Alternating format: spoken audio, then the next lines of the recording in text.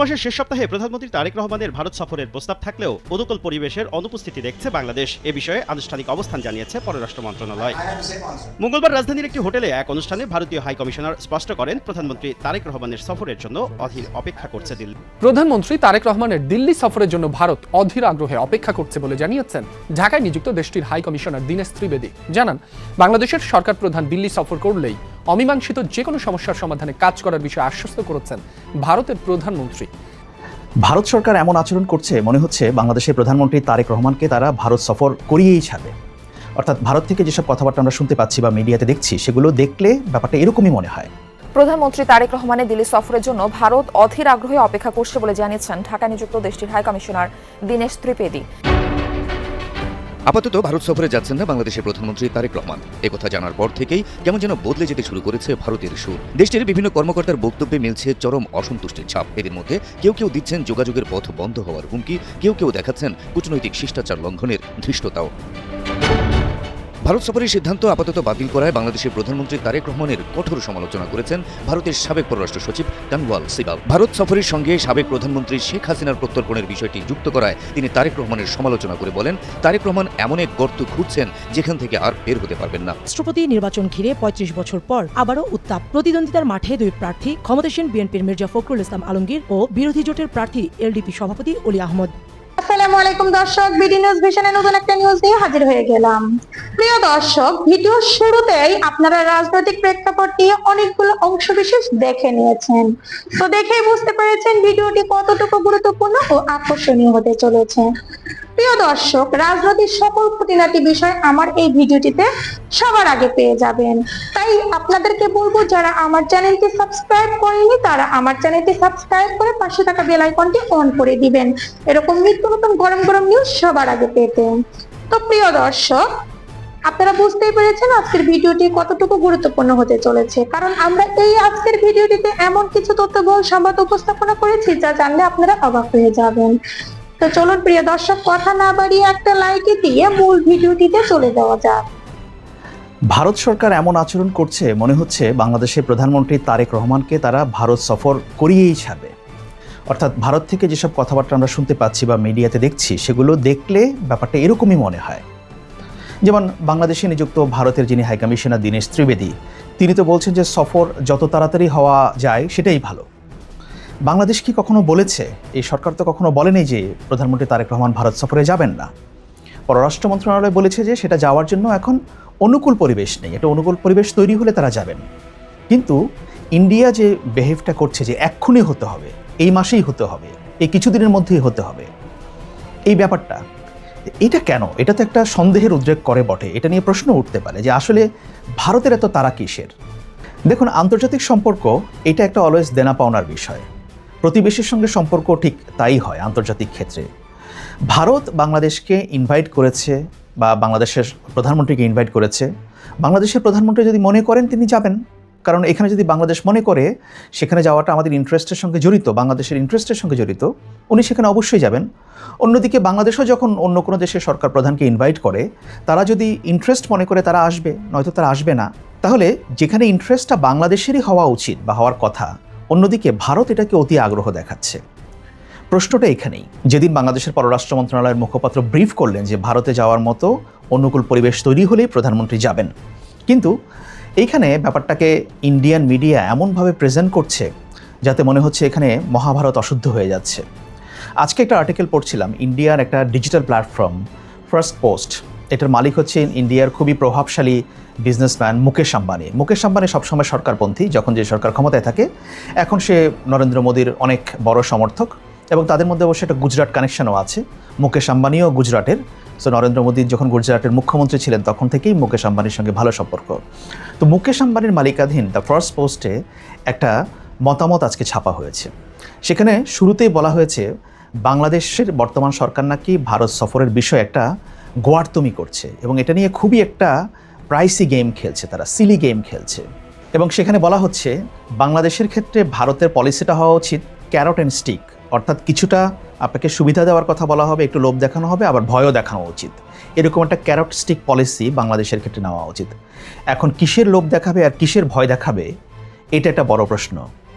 যেমন এই কলামে বলা হয়েছে যে তারা বলছে তাদের ভাষায় যে বাংলাদেশের এত একটা শক্তিশালী সরকার, অর্থাৎ বিএনপি সরকারকে তারা লক্ষ্য করে বলছে যে এই শক্তিশালী সরকার তাদের উচিত নয় ভারতের কাছ থেকে ডিজেল ভিক্ষা করা। ঠিক এই ল্যাঙ্গুয়েজ তারা ব্যবহার করেছে। এবং একই সঙ্গে আরও বলা হচ্ছে যে ভারতও চাইলে এখন ডিপ্লোম্যাটিক কমিউনিকেশন বন্ধ করে দিতে পারে এবং একই সঙ্গে বাংলাদেশে ডিজেল সাপ্লাই বন্ধ করে দিতে পারে, অ্যাজ ইফ বাংলাদেশ বিনে পয়সায় ভারত থেকে ডিজেল আনছে। এটা একটা মিউচুয়াল এগ্রিমেন্ট। আবার বলা হচ্ছে যে ভারতের বাংলাদেশকে বলা উচিত যে বাংলাদেশ যাতে চীন বা অন্য কোনো সোর্স থেকে ডিজেল আনে। পরবর্তীতে আবার এই কথাও বলা হচ্ছে যে হ্যাঁ, সেটা বললে আবার চীন এখানে আপার হ্যান্ড পেয়ে যাবে বা অন্য বিষয়। সো এগুলোর কথাগুলো কোনো পরিষ্কার না, কিন্তু তাদের যে ক্ষোভ উগরে পড়ছে এই ব্যাপারটা বোঝা যাচ্ছে। যেমন দুদিন আগে টাইমস অফ ইন্ডিয়া তারা একটা রিপোর্ট করেছে যে বাংলাদেশ যে শর্ত দিচ্ছে প্রধানমন্ত্রী তারেক রহমানের ভারত সফরের ক্ষেত্রে, এই শর্তগুলো নাকি খুবই কঠিন শর্ত। তারা বলছে টাফ কন্ডিশনস। তো কিসের কঠিন শর্ত বা কেন এটা কঠিন হবে? বাংলাদেশের বর্তমান সরকার শেখ হাসিনাকে ফেরত আনতে চাইছেন। তো শেখ হাসিনা তো বলছেন তিনি ডিসেম্বরে ফিরতে চান। তাহলে এখানে শর্ত কঠিনের কি আছে? এছাড়া হাদির হত্যাকারী যারা ভারতে পালিয়ে আছে তাদেরকে ফেরত চাচ্ছে, তো তারা তো ভারতের জিম্মায় আছে। তো তাহলে কেন তাদেরকে ফিরিয়ে দেওয়াটা এই দুজনকে এত কঠিন হবে? এটাকে কেন টাইমস অফ ইন্ডিয়া এত কঠিনভাবে দেখছে? এবং টাইমস অফ ইন্ডিয়া সেই রিপোর্টে বলা হচ্ছে যে এই শর্তগুলো এখন ভারতের পক্ষে মানা কার্যত অসম্ভব। তবে ইন্ডিয়ান মিডিয়াগুলোর রিপোর্ট দেখলে একটা জিনিস বোঝা যাচ্ছে, তারা বলতে চাচ্ছে বাংলাদেশের বর্তমান সরকার, বিএনপি সরকার এবং তারেক রহমান ভারতে যাচ্ছেন না, এখানকার জামায়াত ইসলামী এবং ইসলামপন্থীদের চাপে, এনসিপির চাপে, এই কথা বলা হচ্ছে। যেমন টাইমস অফ ইন্ডিয়ার রিপোর্টে এই কথা বলা হয়েছে যে জামায়াত ইসলাম এবং এনসিপির চাপে বা তারা অসন্তুষ্ট হতে পারে, এই জন্য তারেক রহমান যাচ্ছেন না। অন্যদিকে ফার্স্ট পোস্টের যে রিপোর্ট, সেখানেও একই কথা বলা হয়েছে যে জামায়াত ইসলামের এখানে একটা বড় ফ্যাক্টর, অর্থাৎ ঘুরে ফিরে সব কিছু জামায়াত ইসলামের সঙ্গে একটা লিঙ্ক করার বিষয়টা। এটা একটা স্বাধীন সরকার, এই সরকার 2/3 সংখ্যাগরিষ্ঠতা নিয়ে বাংলাদেশে ক্ষমতায় এসছে, তারা কেন জামায়াত এবং এনসিপির চাপে নথি স্বীকার করবে? এটা কি বোধগম্য কোনো কথা হলো? এটা বাংলাদেশের তো এটা কেউ বিশ্বাস করবে না। তাহলে ভারতীয় মিডিয়া এই ন্যারেটিভটাকে কেন দাঁড় করাতে চাচ্ছে যে প্রধানমন্ত্রী যাচ্ছেন না জামায়াত এবং এনসিপির কারণে বা ইসলামপন্থীদের কারণে? যেমন আজকেই এই তো মঙ্গলবারই ভারতের একটা খুবই নামকরা সংবাদ সংস্থা, ডিজিটাল প্ল্যাটফর্ম ANI, তারা একটা রিপোর্ট করেছে, ভারতের একজন সাবেক রাষ্ট্রদূতকে ইন্টারভিউ করেছে। তিনি হচ্ছেন বিদ্যাভূষণ সনি। ওখানে তিনি বলছেন ANI-কে যে I think Tarique is considerably more open person, he is not anti Indian. হ্যাঁ, এখানে তো তার প্রো ইন্ডিয়ান বা অ্যান্টি ইন্ডিয়ান হওয়ার কোনো বিষয় নেই, উনি বাংলাদেশের প্রধানমন্ত্রী। তো এখানে তিনি প্রো ইন্ডিয়ান নাকি অ্যান্টি ইন্ডিয়ান এই কথাটা আসবে কেন? তিনি সেখানে বলছেন যে তারেক রহমান এখনও পর্যন্ত ভারত বিরোধী কোনো বক্তব্য দেননি, তার কথায় কোনো ভারত বিরোধিতার কোনো ছাপ আসেননি। উনি কেন আসবে? উনি কেন ভারত বিরোধী বক্তব্য দেবেন? উনি তো ভারতের সঙ্গে সম্পর্ক ভালো করতে চাইছেন, ভালো হবে, একটা উইন উইন সিচুয়েশন হবে, সমতার ভিত্তিতে হবে। তো এখন এই যে ন্যারেটিভগুলো দাঁড়ানো করানো হচ্ছে, এগুলো তো ভারতের দিক থেকে ভারতের মিডিয়া দাঁড় করাচ্ছে। সেখানে বিদ্যাভূষণ সনি আবার বলছেন যে বাংলাদেশ এবং ভারতের মধ্যে এই যে এঙ্গেজমেন্টের একটা সুযোগ এসছে, এটাকে হাতছাড়া করাটা ঠিক হবে না, এটা যাতে হাত থেকে ফসকে না যায়। এবং তিনি বলছেন যে যদি তারেক রহমান না আসেন তাহলে সেই সুযোগটা ফসকে যেতে পারে, হাতছাড়া হয়ে যেতে পারে, এবং একবার যদি এটা ফসকে যায় তাহলে বহুদিনের জন্য এই চ্যানেলটা বন্ধ হয়ে যাবে। কেন এখনই কেন যেতে হবে? প্রশ্নটা তো সেখানেই। কেন ভারত এত উদ্গ্রীব হচ্ছে যে বাংলাদেশের প্রধানমন্ত্রীকে এক্ষুনি ভারত সফরে যেতে হবে? যেমন ভারতীয় মিডিয়া রিপোর্টে বলা হচ্ছে যে ব্রিক্স সম্মেলনের সাইডলাইনে তারেক রহমানকে যে বিমস্টেকের চেয়ারপারসন হিসেবে ইনভাইট করা হয়েছে, তিনি সাইডলাইনে নরেন্দ্র মোদীর সঙ্গে কোনো বৈঠক করার ব্যাপারে ইন্টারেস্টেড না, বরং বাংলাদেশ চায় একটা প্রপার বাইলেটারাল ভিজিট হোক। তো সেটাই তো হওয়ার কথা, একটা প্রপার বাইলেটারাল ভিজিট হলে ভারতের অসুবিধাটা কোথায়? আপনারা কেন তাকে একটা প্রপার বাইলেটারাল ভিজিট করাচ্ছেন না বা সেখানে ইনভাইট করছেন না? কেন আপনারা মনে করছেন যে সাইডলাইনে গিয়ে ওখানে ভারতের প্রধানমন্ত্রীর সঙ্গে বৈঠক করতে হবে? এটার কারণ কি? যদি আপনি এতই উদ্গ্রীব হবেন যে বাংলাদেশের প্রধানমন্ত্রী ভারতে সফরে যাওয়া উচিত, দেন ইনভাইট হিম প্রপারলি। ওনাকে একটা বাইলেটারাল ট্রিপের জন্য ডাকেন, নিমন্ত্রণ করেন, উনি আসুক, সেখানে কথা হোক বিভিন্ন বিষয় নিয়ে, পানি নিয়ে, সীমান্ত নিয়ে, জ্বালানি নিয়ে, সিকিউরিটি নিয়ে, সব বিষয়ে কথা হতে পারে। কিন্তু আপনি প্রপার বাইলেটারাল ভিজিটে ইনভাইট করবেন না, কিন্তু চাইবেন যে উনি একটা সাইডলাইন বৈঠকে যোগ দিক। আবার উনি যদি প্রপারলি ইনভাইটেড না হন, ওনার যাওয়ার ক্ষেত্রে যদি উনি মনে করেন এটা প্রপার না, সেটাকে আবার দেখানোর চেষ্টা করবেন উনি ডানপন্থীদের চাপে যাচ্ছেন না, ইসলামপন্থীদের চাপে যাচ্ছেন না। এটা কি যুক্তিযুক্ত কথা হলো? আমি ভারতের বেশ কিছু লোকজনের সঙ্গে কথা বলেছি, জার্নালিস্ট, একাডেমিশিয়ান, বিভিন্ন লেভেলে গত কয়েকদিনে, এবং বোঝার চেষ্টা করলাম যে ভারত আসলে কেন চাইছে তারেক রহমানকে নিতেই হবে ভারতে, এবং এখনই নিতে হবে। তো এটার বেশ কয়েকটা দিক পেলাম তাদের সঙ্গে কথা বলে। যেটা বুঝলাম সেটা হচ্ছে যে বাংলাদেশে 5ই অগস্ট অভ্যুত্থানের পরে ভারতের মিডিয়া, ভারতের তো 60-70% media control by Modi government or even মোর।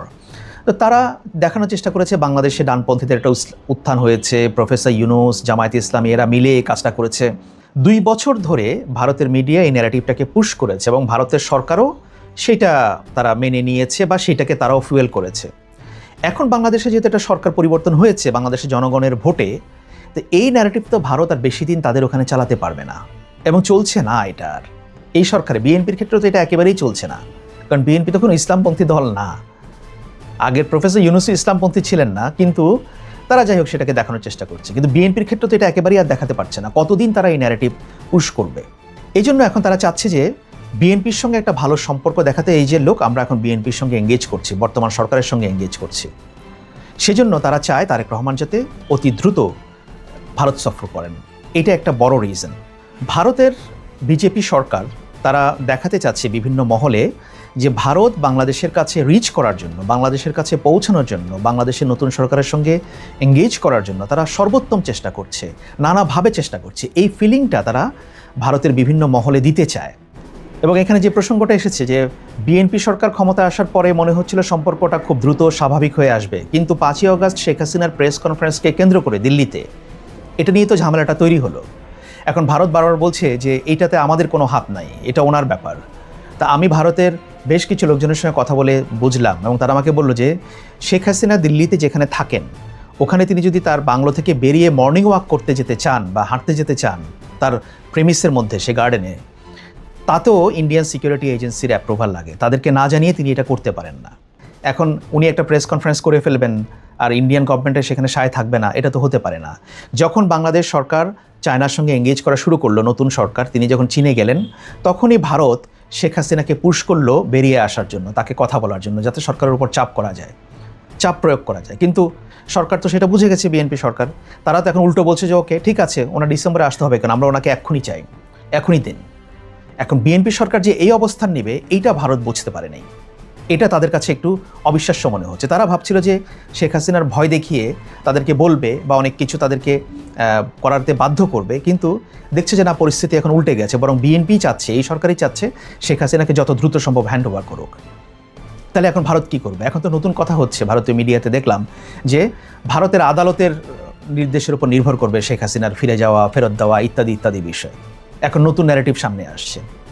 আর সবচেয়ে আর একটা বড় চাপের মধ্যে মোদী সরকার যেটা পড়েছে, বা সেটা হচ্ছে ভারতের বিজনেসম্যানদের একটা চাপ, বিজনেস কমিউনিটির একটা চাপ তৈরি হচ্ছে সরকারের উপর। তারা নানাভাবে লবি করছে সরকারকে যে বাংলাদেশের সঙ্গে সম্পর্কটাকে অতি দ্রুত স্বাভাবিক করা হোক, কারণ বাংলাদেশের সঙ্গে ব্যবসা বাণিজ্যের নানা বিষয় এখানে জড়িত আছে। যেমন আদানির ইনভেস্টমেন্ট আছে, আদানি তো প্রো মোদি বিজনেসম্যান, এখানে তার বিদ্যুতের ব্যবসা আছে। এছাড়া ভারতের আরও বিভিন্ন স্মল স্কেল ইন্ডাস্ট্রিজ যারা বাংলাদেশের সঙ্গে নানাভাবে ব্যবসায় জড়িত, নানা ক্ষেত্রে তাদের আদান প্রদান, দেওয়া নেওয়া, আমদানি রপ্তানি অনেক কিছুই আছে। ব্যাপারটা এরকম না যে শুধু বাংলাদেশেরই ভারতকে প্রয়োজন, ভারতেরও বাংলাদেশের প্রয়োজন। আপনারা রিপোর্ট দেখেছেন যে বিভিন্ন সময়ে যে বাংলাদেশে যখন ভিসা বন্ধ ছিল তখন কলকাতার অনেক মার্কেট চলছিল না, হোটেল চলছিল না, বিভিন্ন জায়গায় চলছিল না। সো একটা নির্ভরশীলতা তাদেরও আছে।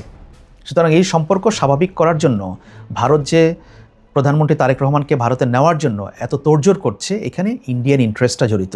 দেশের সার্বভৌমত্বের উপর আঘাত এসেছে, দেশের গণতন্ত্র বিচার ব্যবস্থার উপর আঘাত এসেছে, এবং আমরা দেখতে পেলাম এই সরকার একটা প্রেস রিলিজ দেওয়া ছাড়া আর কিছুই করতে পারে নাই। প্রধানমন্ত্রী যদি ভারতের মাটিতে পা রাখেন, এইটাই দেশের জনগণের সাথে গাদ্দারি হবে। প্রধানমন্ত্রী তারেক রহমানের ভারত সফর ঘিরে এভাবেই প্রতিক্রিয়া জানান এনসিপির 2 শীর্ষ নেতা। বলেন, ভারতে বসে ক্ষমতাচ্যুত প্রধানমন্ত্রী শেখ হাসিনার কর্মকাণ্ড বন্ধ এবং তাকে সহ ওসমান হাদির হত্যাকারীদের দেশে ফিরিয়ে না আনলে এই সফর গ্রহণযোগ্যতা পাবে না। এর 2 দিনের মাথায় এক সংবাদ সম্মেলনে প্রায় একই বিষয় উল্লেখ করে পররাষ্ট্র মন্ত্রণালয়। We are of the view that a propitious environment needs to be created for this visit. জাতীয় স্বার্থের প্রেক্ষাপট থেকে এটা আসলে বাংলাদেশকে যেমনি পেছনে ঠেলবে, ঠিক ভারতকেও পেছনে ঠেলবে।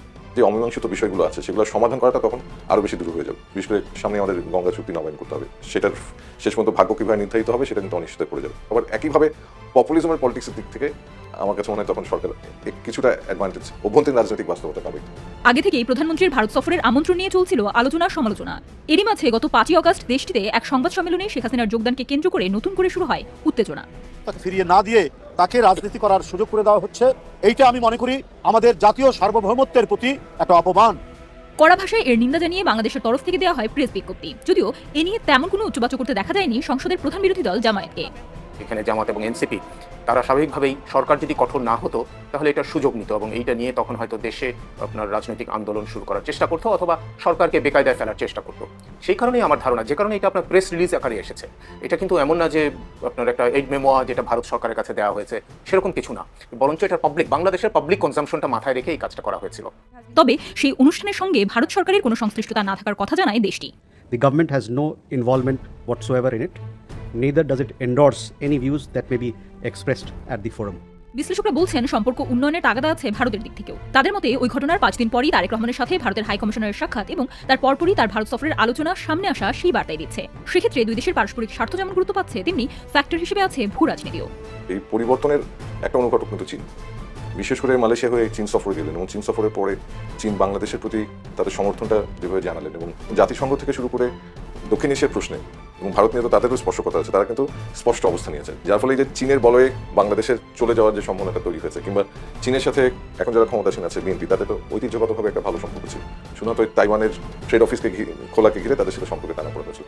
সবকিছু মিলিয়ে ভারতও বাংলাদেশকে এখন ওই দর কষাকষি জায়গায় আসলে রাখতে চাচ্ছে। যদি ভারতের সঙ্গে সম্পর্ক উন্নত না হয়, এটা তো স্বয়ংক্রিয়ভাবেই তখন বাংলাদেশ দেখা যাবে চীন, পাকিস্তান, টার্কি বা অন্য কোনো দেশের সঙ্গে এমনভাবে সম্পর্ক উন্নত করছে যেটাও হয়তো ভারতের জন্য একটা বিব্রত হওয়ার কারণ হতে পারে। সব মিলিয়ে এই সফর ঘিরে বাংলাদেশের অভ্যন্তরীণ রাজনীতিতে চলমান উত্তেজনার সামনে ভারতের সঙ্গে স্বার্থ সংশ্লিষ্ট বিষয়ে আলোচনা এগিয়ে নেওয়ার যে চাপ বিএনপি সরকারের উপর আছে, তাতে ভারসাম্য আনাই এখন সবচেয়ে বড় চ্যালেঞ্জ বলছেন পর্যবেক্ষকরা। প্রতি নির্বাচন ঘিরে 35 বছর পর আবারও উত্তাপ। প্রতিদ্বন্দ্বিতার মাঠে দুই প্রার্থী, ক্ষমতাসীন বিএনপির মির্জা ফখরুল ইসলাম আলমগীর ও বিরোধী জোটের প্রার্থী এলডিপি সভাপতি অলি আহমদ। রাষ্ট্রপতি পদে সর্বশেষ প্রতিদ্বন্দ্বিতামূলক নির্বাচন হয়েছিল 1991 সালে। সেবার বিএনপি প্রার্থী আব্দুর রহমান বিশ্বাসের সঙ্গে প্রতিদ্বন্দ্বিতা করেন আওয়ামী লীগের প্রার্থী ও সাবেক প্রধান বিচারপতি বজরুল হায়দার চৌধুরী। শেষ পর্যন্ত জয় পান আব্দুর রহমান বিশ্বাস। 35 বছর পরের চিত্র অবশ্য ভিন্ন। সংসদে একক সংখ্যাগরিষ্ঠ বিএনপি, ফলে তাদের মনোনীত প্রার্থী মির্জা ফখরুল ইসলাম আলমগীরের জয় নিশ্চিত। তবুও নির্বাচনী প্রতিদ্বন্দ্বিতা থেকে সরে দাঁড়ায়নি বিরোধী জোট। অলি আহমদকে প্রার্থী করে ভোটের মাঠে থাকার সিদ্ধান্তকে ইতিবাচক হিসেবেই দেখছেন রাজনৈতিক বিশ্লেষকরা। তো জিনিসটা তো মানে ওয়ান সাইডেড গেম হচ্ছে না, এটা তার মধ্যে সেই বোধটা তৈরি করবে যে আমি তো আসলে সর্বদলীয় হতে পারলাম না। যদি সে বিএনপির ভোটে হয় তাহলে সে বিএনপির রাষ্ট্রপতি হিসেবেই সে পরিচিতি পাবে। 70 অনুচ্ছেদ তুললেও ওই অভ্যাসটা ফিরে আসতে একটু সময় লাগবে। 50-50 দুইটাই হতে পারে। তবে আমার মনে হয় না যে একেবারে 70 অনুচ্ছেদের কারণে মির্জা ফখরুল একেবারে টিম বোল্ড হয়ে যেত, বিষয়টা এরকম না। তাদের মতে রাষ্ট্রপতি নির্বাচনকে কার্যকর প্রতিদ্বন্দ্বিতার মধ্যে নিয়ে আসা রাজনৈতিকভাবে গুরুত্বপূর্ণ। তারা বলছেন, সংবিধান ও নির্বাচন কাঠামোতে প্রয়োজনীয় সংস্কার হলে সংসদ সদস্যদের মতামতের প্রকৃত প্রতিফলন আরও স্পষ্টভাবে ঘটতে পারে। নির্বাচনে প্রতিদ্বন্দ্বিতা থাকলে সেই নির্বাচনটা অর্থবহ হয়, মানুষের আগ্রহ থাকে এবং সেটা যে গণতান্ত্রিক প্রক্রিয়ার যে একটা ধাপ, সেই ধাপটা আমার কাছে মনে হয় এটা সার্থক হয়। এই 70 অনুচ্ছেদ যারা গণতান্ত্রিক চর্চায় তারা বিশ্বাস করে বা যেটা আমি বললাম যে স্বাধীন মত প্রকাশে বিশ্বাস করে, তারা অবশ্যই এটাকে গ্রহণ করবে এবং তারা এটাকে স্বাধীনতা জানাবে যে না, এটা আমাদের জন্য ইতিবাচক হিসাবে আসলে আসছে। বিএনপির প্রার্থী হিসেবে মির্জা ফখরুল ইসলাম আলমগীরকে বেছে নেওয়ার সিদ্ধান্তকেও যৌক্তিক বলে মনে করছেন বিশ্লেষকরা। বিএনপির রাজনীতিতে তার যে ডেডিকেশন, তার যে ত্যাগ, এগুলোকেই বেশি বিবেচনায় নেওয়া হয়েছে। প্রার্থী হওয়ার জন্য দলীয় ব্যবস্থা, সংসদীয় সরকার ব্যবস্থা আমরা দেখি যে আসলে দলের জন্য ওনার ত্যাগ আছে, মানে বিএনপির জন্য ওনার ত্যাগ আছে, সব রাজনৈতিক দলের কাছেই ওনার মোটামুটি একটা গ্রহণযোগ্যতা আছে। তাদের মতে এবারে নির্বাচন শুধু কে রাষ্ট্রপতি হচ্ছেন সেই প্রশ্নে সীমাবদ্ধ নয়, বরং প্রতিদ্বন্দ্বী প্রার্থী দেওয়া, বিরোধী জোটের কৌশল এবং রাষ্ট্রপতি নির্বাচনের বর্তমান কাঠামো সবকিছু নিয়েই তৈরি হয়েছে নতুন রাজনৈতিক আলোচনা। এতক্ষণ ধৈর্য সহকারে পুরো ভিডিওটি দেখার জন্য আপনাদের অসংখ্য ধন্যবাদ। আশা করি ভিডিওটি সম্পূর্ণ দেখেছেন। ভিডিওটি দেখে কি জানলেন, বুঝলেন? অবশ্যই আপনার মূল্যবান মতামত আমাদের কমেন্ট বক্সে জানাবেন। আর আমাদের চ্যানেলে নতুন হয়ে থাকলে চ্যানেলটি সাবস্ক্রাইব করবেন। আর অলরেডি যারা সাবস্ক্রাইব করেছেন তারা ভিডিওটি বেশি বেশি শেয়ার করে অন্যদেরকে দেখার সুযোগ করে দিবেন। এরকম নিত্য নতুন গরম গরম নিউজ পেতে আমাদের চ্যানেলের সাথে যুক্ত থাকুন। আজকে কথা না বাড়িয়ে বিদায় নিচ্ছি, দেখা হবে নতুন কোনো নিউজ ইনশাআল্লাহ। ততক্ষণ পর্যন্ত বিডি নিউজ ভিশনের সাথেই থাকুন। আল্লাহ হাফেজ।